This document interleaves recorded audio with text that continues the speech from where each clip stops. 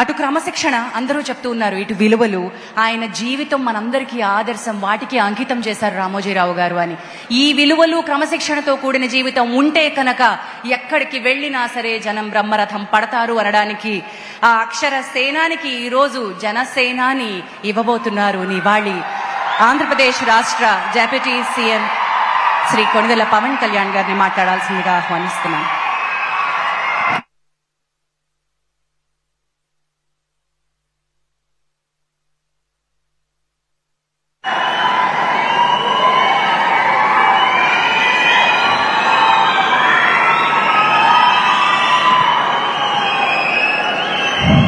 వేదిక పైన గౌరవ ముఖ్యమంత్రి శ్రీ నారా చంద్రబాబు నాయుడు గారికి, బోఫోర్స్ కుంభకోణాన్ని బయటికి తీసుకొచ్చిన హిందూ మేనేజింగ్ డైరెక్టర్, ఒకప్పుడు ఎడిటర్గా పనిచేసిన శ్రీ ఎన్ రామ్ గారికి, రాజస్థాన్ పత్రిక చీఫ్ ఎడిటర్ ఓనర్ అయిన శ్రీ గులాబ్ కొఠారి గారికి, చిత్ర పరిశ్రమ అతిరథ మహారథులందరికీ, శ్రీ రామోజీరావు గారి కుటుంబ సభ్యులు, వారి అబ్బాయి శ్రీ సుమన్ గారికి, శ్రీమతి శైలజా కిరణ్ గారికి, శ్రీమతి విజయేశ్వరి గారికి, రామోజీరావు గారి మనవలకి మనవరాలకి ప్రత్యేకించిన హృదయపూర్వక నమస్కారాలు. ముఖ్యంగా ఆయనతో పాటు వెన్నంటే ఉన్న ఆయన ఈనాడు పత్రికా కుటుంబానికి, జర్నలిస్ట్ కుటుంబానికి, వారందరికీ కూడా నా ప్రత్యేక హృదయపూర్వక నమస్కారం. రామోజీరావు గారి గురించి అందరూ చెప్పిన దానికంటే కూడా నాకు నా పర్స్పెక్టివ్లో, నా అనుభవంలో నేను చూసిన రామోజీరావు గారిని మీ కొద్ది సంఘటనలు పంచుకున్నాను. రామోజీరావు గారు నాకు సినిమాలు ఉన్నా కానీ నాకు పరిచయం లేదు. ముందు షూటింగ్ ఆయన స్టూడియోస్లో చేసినా కానీ ఫస్ట్ టైం పాలిటిక్స్కి ఎంటర్ అయిన తర్వాత 2008లో ఆ సమయంలో ఆయన కలవటం జరిగింది. ఆయన మాట్లాడిన విధానం చాలా నిక్కచ్చిగా, ప్రజల పక్షపాతాన్ని. ఆయన మాట్లాడుతున్నంతసేపు నాకు మైండ్లో ఒకటే అనిపించింది, మనసులో జర్నలిస్టిక్ వాల్యూస్ని కాపాడటానికే ఆయన ఉన్నారు. ప్రజాక్షేమం, ప్రజా సంక్షేమం, ఈ పర్స్పెక్టివ్లోనే, ఈ కోణంలోనే ఆ చర్చ జరిగింది. నన్ను ఒకసారి ఆయన 2019లో ఒక లంచ్కి ఆహ్వానించారు వారి కుటుంబ సభ్యులతోటి. ఆ రోజు ఆయన మాట్లాడింది దేశ పరిస్థితులు, ముఖ్యంగా పత్రికా స్వేచ్ఛ గురించి, పత్రికా రంగం ఎంత కీలకమైంది. ఆయన ఎప్పుడూ కాంప్రమైజ్ అవ్వలేదు. ఒక విషయం చెప్పాలి అంటే అది తనకు తెలిసిన వారు అవ్వచ్చు, తన సన్నిహితులు అవ్వచ్చు, స్నేహితులు అవ్వచ్చు, కుటుంబ సభ్యులు అవ్వచ్చు, జనం కోసం వచ్చేటప్పటికి నిష్పక్షపాతంగా చాలా నిర్దాక్షిణ్యంగా ఉంటుంది ఆయన ఆలోచన పరిధి. అదే ఆయన ఈనాడు పేపర్లో రిఫ్లెక్ట్ అవుతుంది. నేను చాలాసార్లు అనుకునేవాడిని, ఒక వ్యక్తికి ఇంత, ఆయన ఆ రోజు లంచ్ తర్వాత కూర్చున్నప్పుడు ఆయన మాట్లాడుతుంటే ఆయన వేదనని నేను చూశాను. ఆయన నలిగిపోతున్నారు. నిజంగా పత్రికా స్వేచ్ఛ ఎంత అవసరం దేశానికి, ప్రజాస్వామ్యానికి ఎంత కీలకమైంది, అది ఆయన చెప్తుంటే ఆయన ఆవేదన నాకు అర్థమైంది. అలాంటి వ్యక్తి మీద ఎన్ని రకాల ఇబ్బందులు పెట్టారో మనందరికీ తెలుసు. ఒక పేపర్ ఒకటే నడపటం చాలా అది కష్టసాధ్యమైంది. కానీ దాంతోపాటు ఆయనకి నష్టపోవడానికి, జనరల్గా అలాంటి విలువలు, కమిట్మెంట్ ఉన్నవాళ్ళు మిగతా వ్యాపారాలు అంటే ఆయన్ని అన్ని రకాలుగా దాడులు చేయడానికి చాలా తేలిక. అలాంటి దాడుల్ని తట్టుకుంటూ యాజ్ ఎ జర్నలిస్ట్ ఆయన అన్కాంప్రమైజింగ్ యాటిట్యూడ్, అన్కాంప్రమైజింగ్ వాలర్, అవన్నీ ఆయన్ని నాకు చూస్తే చాలా చాలా ఆనందం వేస్తుంది. ఆయన ఒకటే చెప్పారు నాకు, your upcoming political leader, I wish you all the best. నీ జీవితంలో నువ్వు కాంప్రమైజ్ అవ్వకు. What ever you believe in, నువ్వు ఏదైతే నమ్ముతావో దాన్ని త్రికరణ శుద్ధిగా చేయని చెప్పి ఆయన చెప్పింది నేను ఈ రోజుకి మర్చిపోలేను. అలాంటి మహానుభావుడు సంస్మరణ సభకి నేను ఈరోజు ఇక్కడికి రావటం ఆంధ్రప్రదేశ్ ప్రభుత్వం భాగంగా నాకు నిజంగా చాలా ఆనందంగా ఉంది. రైట్ టు ఇన్ఫర్మేషన్ యాక్ట్ దారిలో చూస్తూ ఉంటుంది దాకా ఎగ్జిబిషన్లో 2008 రైట్ టు ఇన్ఫర్మేషన్ యాక్ట్లో అంటే ప్రజలకు ప్రతిదీ తెలియాలి, ప్రభుత్వంలో ఏం జరుగుతుంది, ప్రభుత్వం ఏం తీరుతలు ఎలా ఉంది అనేది. దానికోసం ఆయన అందరినీ కలిపి ఆంధ్రప్రదేశ్లో ప్రత్యేకించి ఉమ్మడి ఆంధ్రప్రదేశ్లో ఆయన ఒక ఉద్యమకర్తగా కూడా వ్యవహరించారు. ఒక ఆర్టీఐ లాంటి థాట్ ప్రాసెస్ ఉండాలి అంటే ఒకటే ఉంటుంది, ఇది ఏమి జరిగినా ప్రజలకి తెలియాలి. ప్రభుత్వంలో ఉన్న రాజకీయ వ్యవస్థ ఏమి చేసినా ప్రజలకి తెలియాలి, వారికి అండగా ఉండాలని చెప్పి ఆయన చేసిన ఈ యజ్ఞం చాలా జటిలమైంది, చాలా కష్టమైంది. పత్రికా రంగంలో విస్తరించిందే కాకుండా సినిమా నిర్మాణ రంగంలో కానీ, స్టూడియోస్ కానీ, హోటలియర్గా కానీ ఇవన్నీ చాలా చేసి ఉండొచ్చు. కానీ ఆయన క్రక్స్ ఆఫ్ రామోజీరావు గారిది మోస్ట్ ఇన్స్పిరేషనల్ జర్నలిస్ట్. ఇందాక కొల్లూరు పార్థసారథి గారు చెప్పిన, ఇందాక అమరావతి నుంచి నాయ ఎమ్మెల్యే గారు మాట్లాడినా కానీ, పార్థసారథి గారు చెప్పినా కానీ ఆయనకి ఖచ్చితంగా ఒక విగ్రహం పెట్టాలని. ఎందుకంటే జర్నలిస్ట్ విలువల్ని కాపాడి ఆయన ఎందుకు ఇన్స్పిరేషన్ అంటే ఎన్ని కష్ట నష్టాలు వచ్చినా, ఒక జర్నలిస్ట్ గా ఉండటం వేరు, ఒక పత్రిక అధిపతిగా ఉండి అన్ని ఒడిదుడుకులు ఎదుర్కొని ఆయన కుటుంబాన్నంతా బెదిరించినా కానీ ఏమి చేసినా కానీ జనరల్గా కుటుంబ సభ్యులు కష్టం వస్తే నలిగిపోతాం. కానీ అది కూడా దాటుకొని నేను నా జర్నలిస్ట్ వాల్యూస్ నేను కాంప్రమైజ్ అవును, ఏదైతే జరగనని చెప్పి ఆయన కూర్చోబెట్టి at the cost of his family members also he vent ahead and uphold the journalistic values.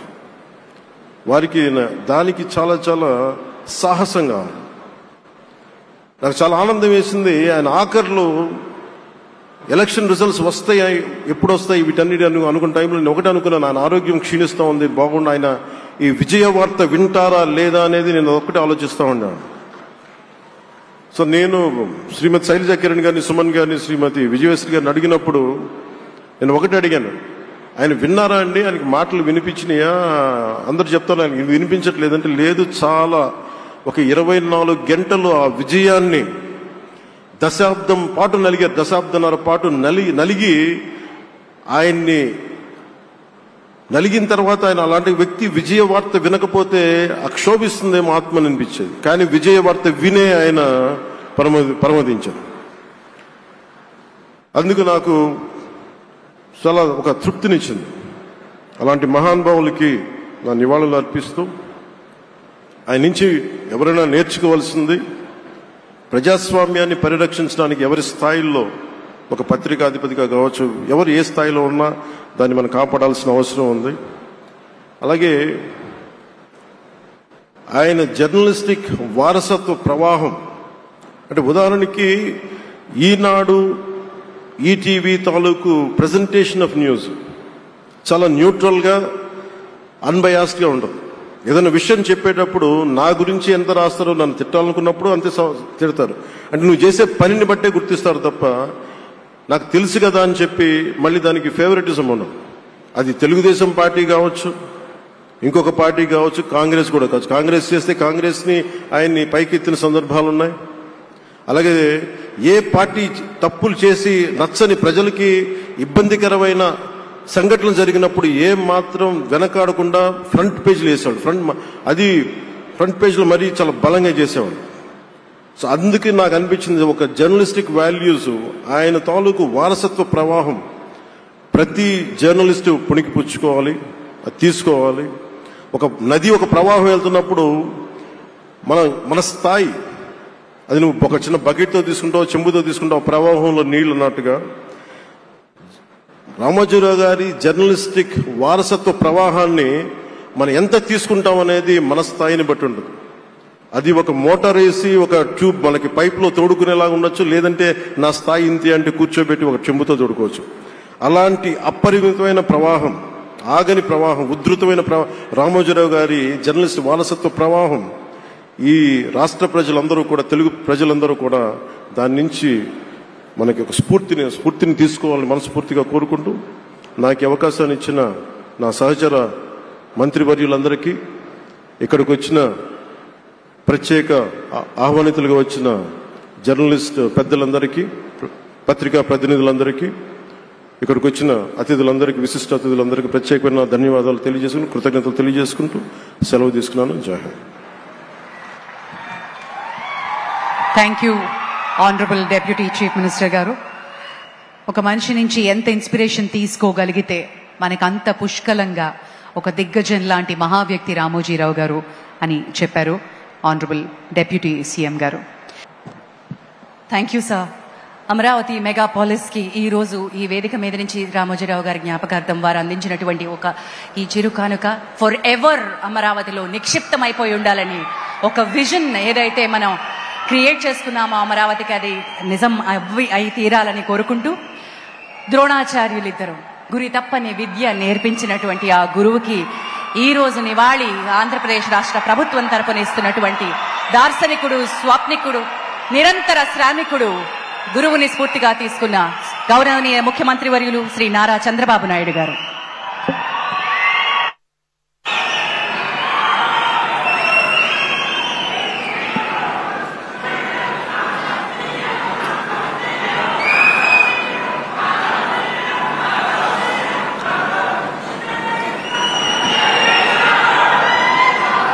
Okay అమ్మా, ఓకే తమ్ముళ్ళు.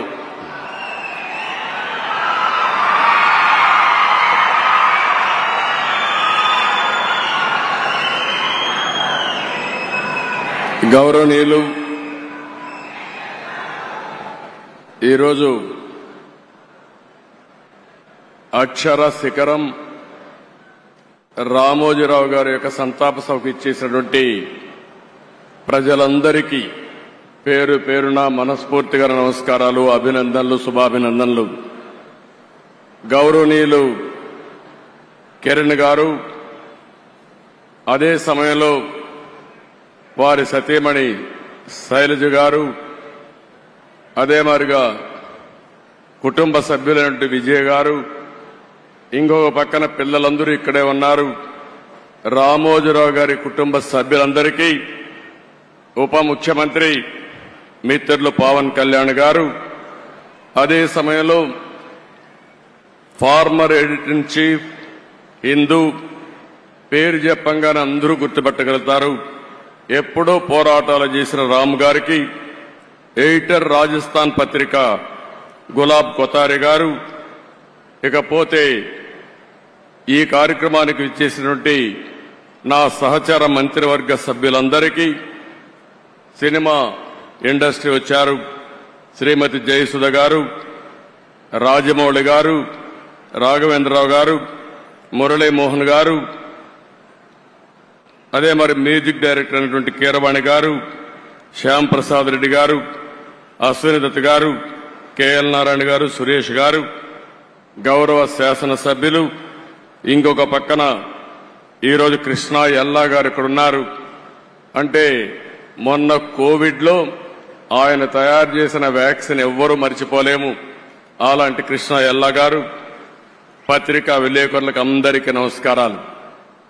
ఈరోజు మనందరం కూడా ఇంత మునుపు చాలా మంది మిత్రులు మాట్లాడారు. ఎంతో చేసిన రామోజీరావు గారికి సమాజం ఏ విధంగా గ్రాటిట్యూడ్ చెప్పగలుగుతామో, ఆయన చనిపోయిన తర్వాత ఈ సంస్కరణ సభలో మనం అందరం ఇక్కడికి సమావేశం అయ్యాం. మనం చేయగలిగేది నివాళులర్పించడం, ఆయన స్ఫూర్తిని గుర్తుపెట్టుకోవడం, అదే స్ఫూర్తి భావితరాలకు అందించవలసిన బాధ్యత మనందరికీ ఉంది. రామోజీరావు గారిని చూస్తే ఇదే జిల్లా, ఇదే ప్రాంతంలో పుట్టారు. పెదపారపూడి, ఒక చిన్న గ్రామం, మామూలు కుటుంబం. కానీ ఒక వ్యక్తి అచంచలమైన విశ్వాసంతో ఏ విధంగా ఎదిగాడో దానికి ఒక ఉదాహరణ రామోజీరావు గారు అని చెప్పి కూడా నేను మీకు తెలియజేస్తున్నా. ఒకే ఒక ఎన్టీఆర్ ఉంటాడు, ఒకే ఒక రామోజీరావు గారు ఉంటారు. వారిని ఎవ్వరు కూడా జీవితంలో అధిగమించలేరు, అది ఎవరికి సాధ్యం కాదు. అలాంటి ఒక అసాధారణ శక్తి. ఆయన ఒక వ్యక్తి కాదు, ఒక వ్యవస్థ. అలాంటి వ్యవస్థను నిర్మాణం చేసిన వ్యక్తి రామోజీరావు గారు. ఆయన ఒకసారి చూస్తే ఏ రంగం తీసుకున్నా ఆ రంగంలో నెంబర్ 1 గా ఉండడం, ఏ రంగం తీసుకున్నా దాన్ని మెగా స్కేల్లో ఆలోచించడం, ఇంకొక పక్కన అందులో ఏది చూసినా కూడా ఒక పద్ధతి ప్రకారం నీతి నిజాయితీకి ప్రతిరూపం రామోజీరావు గారని చెప్పి నేను మీకు తెలియజేస్తున్నా. ఇంకొక పక్క ఏ కార్యక్రమం చేసినా ప్రజాహితాన్ని దృష్టిలో పెట్టుకుని ప్రజాస్వామ్యాన్ని కాపాడుతూనే రాజీ లేని పోరాటం చేసిన పోరాట యోధుడు రామోజీరావు గారని చెప్పి కూడా నేను మీకు తెలియజేస్తున్నా. ఈరోజు ఆయన ఏ రంగం తీసినా మీరు చూస్తే, వ్యాపారాలు చేసినా, సినీ రంగం చూసినా, సేవా రంగం చూసినా, పత్రికా రంగంలో చూసినా ఆయనే సాటి. అలాంటి బృహత్తరమైన కార్యక్రమాలు చేసిన వ్యక్తి రామోజీరావు గారు.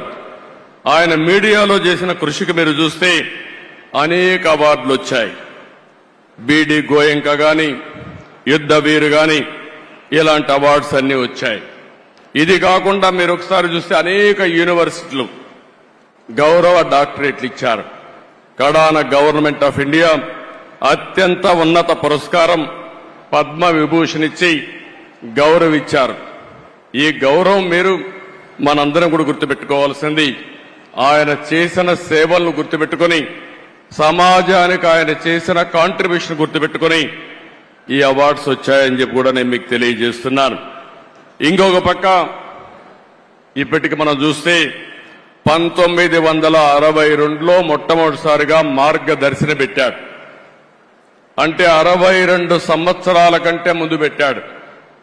ఎన్నో రంగాల్లో అనేక సమస్యలు వస్తాయి, కానీ ఈ రోజుటికి ఎప్పటికీ మార్గదర్శిని దాన్ని ఎవ్వరు కూడా ఒక్క అపవాదేసే పరిస్థితిలో లేరు. ఎన్నో ప్రభుత్వాలు ప్రయత్నం చేశాయి, దెబ్బతీయాలని ప్రయత్నం చేశాయి. అదే సమయంలో మీరు ఒకసారి ఆలోచిస్తే, ఎవరైతే మార్గదర్శిలో షేర్ హోల్డర్స్ ఉంటారో, పెట్టుబడి పెడతారో, వాళ్ళందరినీ ఏదో ఒక విధంగా బెదిరించాలని, నమ్మకాన్ని పోగొట్టాలని ప్రయత్నం చేశారు.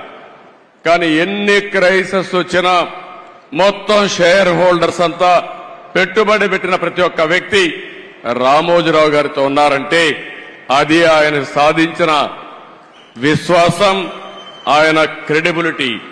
ఆ విషయాన్ని మనం గుర్తుపెట్టుకోవాల్సిన అవసరం ఉంది. రెండోది, ఆయన వ్యాపారం కోసం ఆలోచించలేదు, సమాజం కోసం ఆలోచించాడు. అందుకే 1969లో అన్నదాత పేపర్ తీసుకొచ్చాడు. మొట్టమొదటిగా మీడియా పెట్టక మునుపు అన్నదాత పేపర్ మ్యాగజైన్ తీసుకొచ్చి తద్వారా రైతులకు మెరుగైన సేవలు అందించడం కోసం ఎనలేని కృషి చేసిన వ్యక్తి. ఇకపోతే 1974 ఆగస్టు 10న ఈనాడు తీసుకొచ్చాడు. విశాఖపట్నంలో మొట్టమొదటి ఎడిషన్ పెట్టాడు. మామూలుగా ఎవరైనా మీరు ఒకసారి చూస్తే ఒక ఎడిషన్ పెట్టిన తర్వాత సాటిస్ఫై అయ్యేవాళ్ళు. ఆయన ఈరోజు 5 దశాబ్దాలుగా ఈనాడు పేపర్ను అభివృద్ధి చేసిన విధానం చూస్తే ప్రజాగళంగా ఈరోజు ఈనాడు అనునిత్యం ప్రజా చైతన్యం కోసం పనిచేస్తా ఉంది. ఇంకో పక్క మీరు ఒక్కసారి ఆలోచిస్తే 22 ఎడిషన్స్ పెట్టి, జిల్లా ఎడిషన్స్ తీసుకొచ్చి వినూత్నమైన ఆలోచనలతో ప్రజా సమస్యల్ని ఎక్కడికక్కడ ఎండగట్టి, మేము రాజకీయాల్లో అపోజిషన్లో ఉంటే ఫైట్ చేస్తాం, రామోజీరావు గారు పత్రికా రంగంలో ఉండి ప్రజా సమస్యలపైన నిరంతరం పోరాటం చేసిన వ్యక్తి రామోజీరావు గారు అని చెప్పి నేను మీకు తెలియజేస్తున్నా. 40 సంవత్సరాలుగా నెంబర్ 1 గా ఆ పేపర్ ఉందంటే దానికి ఎంత కార్యదీక్షత ఉంది, ఎంత కృషి చేశారో మనందరం కూడా గుర్తుపెట్టుకోవాల్సిన అవసరం ఉంది. ఇంకో పక్కన ఈరోజు మనం చూస్తున్నాం, కొన్ని వందల మంది జర్నలిస్టులు తయారు చేశాడు, కొన్ని వందల మంది సినిమా నటీనటులను తయారు చేశాడు. కళాకారులకు ప్రోత్సాహం ఇచ్చాడు, గాయని గాయకులను తయారు చేశాడు. ఇలాంటి అనేక కార్యక్రమాలు చేసిన వ్యక్తి రామోజీరావు గారు. ఇంకో పక్కన మీరు చూస్తే వ్యాపారంలో మన ఇండ్ల దగ్గర తయారు చేసే పచ్చళ్ళని ఉత్పత్తి చేసి 150 దేశాలకు ఎగుమతి చేస్తున్నా అంటే ఆయన ఆలోచించే విధానం అని చెప్పి కూడా నేను మీకు తెలియజేస్తున్నా. ఇంకో పక్క ఎలక్ట్రానిక్ మీడియా వచ్చినప్పుడు ఒకేసారి 7 ఛానల్స్ పెట్టాడు. ఉర్దూ ఛానల్ కూడా పెట్టారు. ఎవరైనా పెడితే ఒక ఛానల్ పెడతారు, కానీ ఏది ఆలోచించినా ఒక మెగా స్కేల్లో ఆలోచించి దాన్ని జయప్రదం చేసే వ్యక్తి రామోజీరావు గారు. ఇకపోతే హైదరాబాద్ లో ఫిల్మ్ సిటీ ఏదైతే ఈరోజు హైదరాబాద్ అభివృద్ధి అయిన తర్వాత ఫిల్మ్ సిటీని కూడా ఎవరు కూడా ఇంత స్కేల్లో చేస్తామని దీన్ని జయప్రదం చేసే ధైర్యం ఉండదు. ధైర్యం చేయడమే కాదు, ఈ రోజు ఎవరైనా హైదరాబాద్కు పోతే రామోజీ ఫిల్మ్ సిటీ చూడకుండా తిరిగి వచ్చే పరిస్థితి అంటే అది రామోజీరావు గారి కాంట్రిబ్యూషన్ అని చెప్పి కూడా నేను మీకు తెలియజేస్తున్నాను. ఇలాంటి మనం చూసినప్పుడు ఏదైనా ఒక విపత్తు వచ్చినప్పుడు సేవాభావంతో ముందుకు పోయారు. అనేక సందర్భాల్లో చూశాం. మన రాష్ట్రంలోనే కాకుండా వేరే రాష్ట్రాల్లో కూడా తుఫాన్ వచ్చినా ఇంకా ఏమైనా సమస్యలు వచ్చినా అక్కడ ముందుండి సేవలు అందించారు. పెదపారుపూడిలో గాని తెలంగాణ నాగన్పల్లి గ్రామాలను దత్తత తీసుకుని ఒక 25 కోట్లు ఖర్చు పెట్టారు. కోవిడ్ సమయంలో 2 రాష్ట్రాల్లో ఒక 20 కోట్ల రూపాయలు ఖర్చు పెట్టి ప్రజలకు సేవలు అందించిన వ్యక్తి. ఇవన్నీ ఒక ఎత్తు అయితే నేను ఆయన 40 సంవత్సరాలుగా క్లోజ్గా చూశాను. భయం అనేది ఆయన జీవితంలో లేదు. పోరాటం అనేది ఆయన జీవితంలో ఒక భాగం. ఏ విషయంలో చూసినా రాజీ లేకుండా పోరాడాడు.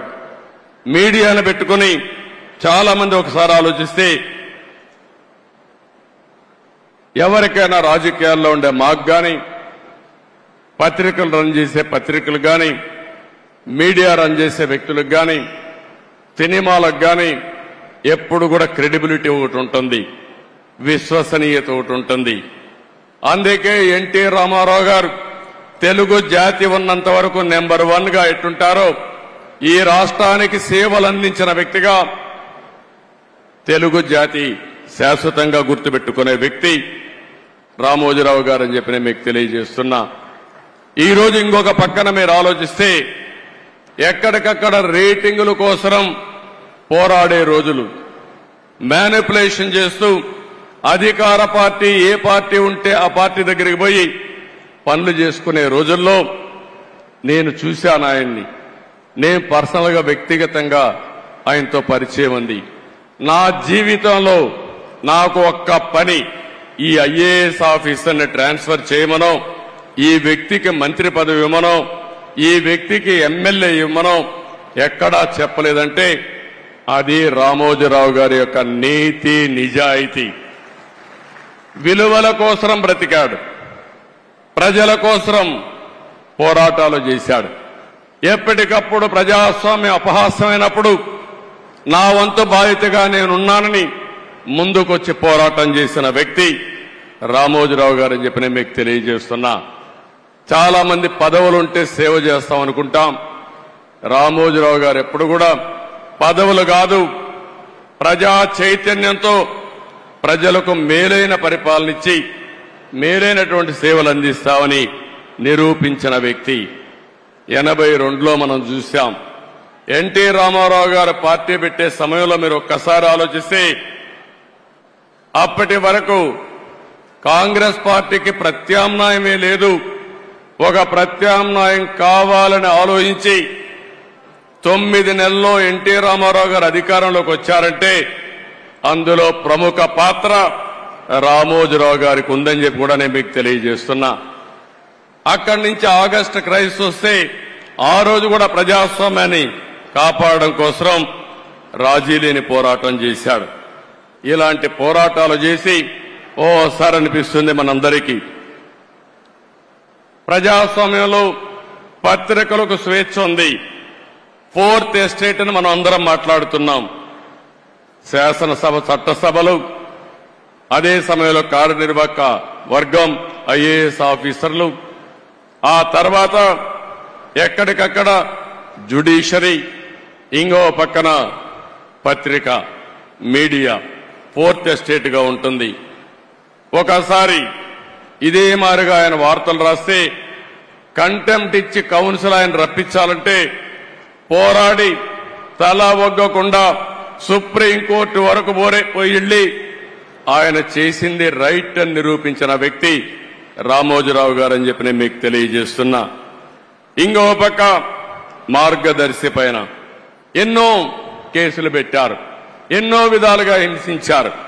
కానీ ఆయన జీవితంలో నేను చూసింది ఒకే మాట అన్నాడు, నేను సంపాదించిన ఆస్తులివి, నేను ప్రజల కోసం పోరాడుతున్నాను, అవసరమైతే ప్రతి ఒక్క ఆస్తి పోయినా నేను రాజీ పడనని చెప్పి పోరాడిన వ్యక్తి రామోజీరావు గారు అని చెప్పి నేను మీకు తెలియజేస్తున్నా. చాలా మంది భయపడిపోతాం, కానీ ఆ భయం అనేది తెలియని వ్యక్తి 86 సంవత్సరాల వయసులో బెడ్ మీద నుంచి ఎక్కడికక్కడ ప్రజలకు న్యాయం జరగాలని ముందుకు వచ్చిన వ్యక్తి అని చెప్పి నేను మీకు తెలియజేస్తున్నా. నేను ఆయన చూసి నేర్చుకునేది ఒకటే, ఆ రోజు హైదరాబాద్ లో నేను ముఖ్యమంత్రి అయినప్పుడు వినూత్నమైన విధంగా సైబరాబాద్ డెవలప్ చేయడం, అనేక కార్యక్రమాలు చేశాను. ఆ రోజు ఆయన పూర్తిగా ఆలోచనలన్నీ భాగం పంచుకుని ఈ రోజు హైదరాబాద్ లో జరిగిన అభివృద్ధిలో ఆయన ఆలోచనలున్నాయి, ఆయన స్ఫూర్తి ఉంది. ఆ తర్వాత అమరావతి వచ్చినప్పుడు నేను ఏ పేరు పెట్టాలని ఆలోచించినప్పుడు ఆయన ఒక రీసెర్చ్ చేసి మీరు ఏ పేరంటే ఆ పేరు పెడితే కరెక్ట్ గా రాదు, అమరావతిని పేరు పెట్టండి, దీనికి జస్టిఫికేషన్ ఇదని చెప్పి నాకు ఒక రీసెర్చ్ చేసి రీసెర్చ్ పేపర్ పంపించిన వ్యక్తి రామోజీరావు గారు అని చెప్పి నేను మీకు తెలియజేస్తున్నా. అది పేరు పెట్టిన తర్వాత నేను చూస్తే ప్రపంచం అంతా కూడా అమరావతి అంటే మారుమోగింది, బ్రహ్మాండంగా ఆమోదం వచ్చింది. నాకే ఆశ్చర్యం వేసింది. అలాంటి 100% ప్రజలు ఆమోదించిన నగరం మన అమరావతి. 5 సంవత్సరాలు ఇబ్బంది పడింది, కానీ ఏమాత్రం అనుమానం లేదు, మళ్లీ అమరావతి దశ దిశ మారుతుంది. ఈ అమరావతి నగరం తెలుగు జాతి ఉజ్వల భవిష్యత్తుకు నాంది పలుకుతుందని చెప్పి కూడా నేను మీకు తెలియజేస్తున్నాను. అలాంటి సందర్భాలు చాలా ఉన్నాయి రామోజీరావు గారితో. ఆయన అందరికీ సజెషన్స్ ఇస్తారు. ఎవరో ఆయన దగ్గర పోయి ఆయన ఎవరిని పిలవడు. నేను చూసింది ఆయన జీవితంలో ఎవరు రావాలని కోరుకోడు, కానీ ఎవరైనా వస్తే తగిన గౌరవం ఇవ్వడం, ఫ్రాంక్ గా ఆయనకు తోచిన అభిప్రాయాలు చెప్పడం ఆయనకు అలవాటు. ఇంకొక పక్కన పేపర్లో మీరు చూస్తారు, కొన్ని పేపర్లు వేరే పార్టీలు ఉంటే వార్తలు అయ్యారు, కానీ రామోజీరావు గారు మాత్రం ప్రతి ఒక్క పార్టీకి ప్రతి ఒక్క నాయకుడికి వారి సంఖ్యాబలాన్ని బట్టి ప్రజాస్వామ్య విలువలకు గౌరవం ఇచ్చి కవరేజ్ వరకు ఎక్కడా తప్పు చేయడు. ఆయన అభిప్రాయాలుంటే ఎడిటోరియల్ పేజీలో చెప్తాడు తప్ప, లేకపోతే ఎప్పుడన్నా అవసరమైతే ఇది తప్పని ఎండగడతాడు తప్ప అవతల వ్యక్తులు చెప్పిన విషయాల్ని ఎక్కడా కట్ చేసిన సందర్భాలు లేవు. అలాంటి వ్యక్తి నా జీవితంలో నా మీద ఎన్నో వార్తలు రాస్తే ఒక్కరోజు కూడా ఒకే మాట అన్నారు, మీరు రాజకీయాల్లో ఉన్నారు, నేను ఈరోజు పత్రికా రంగంలో ఉన్నాను, మన ఇద్దరం కలిసినా మీరు ఎన్నిసార్లు కలిసినా నా స్వేచ్ఛకు భంగం రాకూడదు, మీ స్వేచ్ఛకు కూడా భంగం కలిగించను, నేను మిమ్మల్ని ఏమి అడగను, నన్ను మీరేం అడగద్దని చెప్పి 40 సంవత్సరాలు నమ్మిన సిద్ధాంతం కోసం పనిచేసిన వ్యక్తి రామోజీరావు గారని చెప్పి కూడా నేను మీకు తెలియజేస్తున్నా. అలాంటి మహనీయుడు, రాష్ట్రం కోసం పాటుపడిన వ్యక్తి, విలువల కోసం ప్రతిరోజు పనిచేసిన వ్యక్తి. ఓసారి అనిపిస్తుంది అందరం కోరుకుంటే కూడా రాదేమో, కానీ ఆయన ఒకటే కోరుకున్నాడు, నేను పని చేస్తూ చనిపోవాలని ఆయన కోరిక అదే చివరి రోజుల్లో జరిగిందని చెప్పి కూడా నేను మీకు తెలియజేస్తున్నా. నిరంతరం పనిచేయాలనేది ఆయన ఆలోచన. మనం చాలా మంది ఉంటాం, చాలా మంది ఆలోచిస్తాం, కానీ కొంతమంది ఆ విధంగా ఆలోచించగలుగుతారు. కడాన ఆయన చనిపోవడం తథ్యం. చనిపోయేటప్పుడు ఏ విధంగా చేయాలనో కూడా చెప్పి, ఆయన ఎక్కడ అంత్యక్రియలు చేయాలనో చెప్పిన వ్యక్తి, దానికి అరేంజ్ చేసిన వ్యక్తి. ఆయన ఒకటే చెప్పాడు, నేను చనిపోవడం తథ్యం, నేను చనిపోయిన తర్వాత కూడా రామోజీరావు గారు ఏం చేశారో ప్రజలు గుర్తించే విధంగా స్ఫూర్తిదాయకమైన జీవితం చేయాలనేది రామోజీరావు గారి ఆకాంక్ష. ఆ ఆకాంక్ష నెరవేరిందని చెప్పి కూడా నేను మీకు తెలియజేస్తున్నా. ఆయనకు తెలుగు భాష అంటే ఎనలేని అభిమానం, తెలుగు జాతి అంటే ఎనలేని ఆప్యాయత. ఎప్పుడు కూడా తెలుగు జాతి బాగుండాలని, భారతదేశం బాగుండాలని, విలువలతో కూడిన సమాజం ఉండాలని నిరంతరం కోరుకున్న వ్యక్తి రామోజీరావు గారు. ఇప్పుడే కొంతమంది మాట్లాడుతూ చెప్పారు, రాజమౌళి లాంటి వ్యక్తులు కూడా మాట్లాడుతూ ఒక మాట అన్నారు, ఆయన చేయాల్సిందంతా చేశారు, మనమేం చేయాలి? ఈ సందర్భంగా ఆంధ్రప్రదేశ్లో ఉండే, తెలంగాణలో ఉండే తెలుగు వారందరికీ విజ్ఞప్తి చేస్తున్నా, మనం కోరుకునేది తెలుగు జాతికి ఆయన చేసిన సేవల కోసం ఈ వ్యవస్థ చిరస్థాయిగా ఉండాల్సిన అవసరం ఉంది. ఈ లెగసీని కంటిన్యూ చేయాల్సిన అవసరం ఉంది. అందుకే కిరణ్ గారిని, వారి కుటుంబ సభ్యులను కోరుతున్నా. అదే మరి వారి పిల్లలు ఉన్నారు ఇక్కడ. ఆయన స్థాపించిన వ్యవస్థ ఆయన కుటుంబ సభ్యులదే కాదు, 10 కోట్ల తెలుగు ప్రజానికన్నది ఆయన ప్రజల ఆస్తి. అలాంటి ఆయన స్థాపించిన వ్యవస్థల్ని భావితరాలకు అందించే బాధ్యత వారు తీసుకుంటే, మనందరం కలిసి ఆయన స్ఫూర్తి ఎల్లప్పుడూ తెలుగు జాతిలో ఉండే విధంగా మనం ఆలోచించాల్సిన అవసరం ఉంది. ఎన్టీ రామారావు గారికి కూడా భారతరత్న ఇవ్వాలని చెప్పి మనం ఎప్పటి నుంచో పోరాడుతున్నాం. అదే సమయంలో రామోజీరావు గారికి కూడా భారతరత్న సాధించడం మనందరి బాధ్యత. ఒక పక్క ఎన్టీ రామారావు గారు, ఒక పక్క రామోజీరావు గారు, ఇద్దరికి ఇద్దరే అలాంటి మహానాయకులకి, యుగ పురుషులకి మనం నివాళులర్పించడం అంటే ఇలాంటి కార్యక్రమంలో భాగస్వాములు కావడమేనని చెప్పి నేను మీకు తెలియజేస్తున్నాను. ఇది కాకుండా అమరావతి ఆయన పెట్టిన పేరు, ఆయన ఇచ్చినటువంటి ఆ రోజు సలహా, ఈరోజు నేను ఆలోచిస్తున్నాను, అమరావతిలో రామోజీ విజ్ఞాన్ కేంద్రంగా పెట్టి, ఢిల్లీలో విజ్ఞాన్ భవన్ ఏ విధంగా అయితే ఉందో, కాన్ఫరెన్సెస్ గాని, రీసెర్చ్ గాని, ప్రభుత్వం చేసే కార్యక్రమాలన్నీ అక్కడ చేసే విధంగా తప్పకుండా తగిన రీతిన ఒక మంచి కేంద్రం తయారు చేసి దానికి రామోజీరావు గారి పేరు నామకరణం చేస్తామని చెప్పి కూడా మీ అందరికీ విజ్ఞప్తి చేస్తున్నా. అదే మాదిరిగా ఒక రోడ్డు కూడా రామోజీరావు గారి మార్గని, లేకుంటే మార్గమని ఒక రోడ్డు కోసం కూడా ఆయన పేరు పెట్టడం.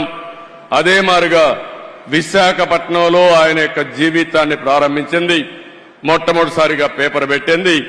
అందుకే విశాఖపట్నంలో చిత్రనగరి అని ఒక పేరు పెట్టి సినిమా షూటింగ్లు చేయడం కోసం ఇప్పుడే మిత్రుడు పవన్ కళ్యాణ్ గారితో మాట్లాడా. అక్కడ కూడా చిత్రనగర్ అని రామోజీరావు గారి పేరుతోనే పెడతాం, రామోజీ చిత్రనగర్ అని పెడతామని చెప్పి నేను మీకు తెలియజేస్తున్నా. ఇవి కొన్ని సూచనలు మాత్రం మీకు ఇస్తున్నా. ఆ మహనీయుడికి మనం నివాళులర్పించాలంటే ఆయన స్ఫూర్తిని భావితరాలకు అందించడమే. ఎంతో మంది పుడతాం, ఎంతో మంది చనిపోతాం, కానీ కొంతమంది మాత్రం చరిత్రలో ఉంటారు.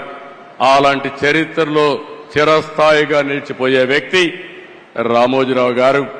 అలాంటి వ్యక్తి సంస్కరణ సభ చేయడం నా అదృష్టంగా నేను భావిస్తున్నాను.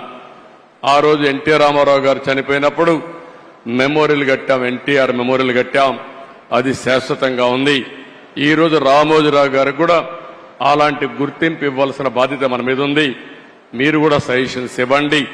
తొందరలోనే వారి కుటుంబ సభ్యులతో కూడా మాట్లాడి ఆయనకు తగిన విధంగా గుర్తింపు ఉండే విధంగా, ప్రజలు గుర్తుండే విధంగా చేస్తారని చెప్పి తెలియజేసుకుంటూ, కుటుంబ సభ్యులందరికీ ప్రగాఢ సానుభూతి తెలియజేస్తూ, వారు ధైర్యంగా ముందుకు పోయి లెగసీ కంటిన్యూ చేయాలని చెప్పి కోరుకుంటూ, ఇంకొక పక్క ఆయన ఆత్మకు శాంతి కలగాలని భగవంతుని మరొక్కసారి ప్రార్థిస్తూ అందరికీ నమస్కారాలు.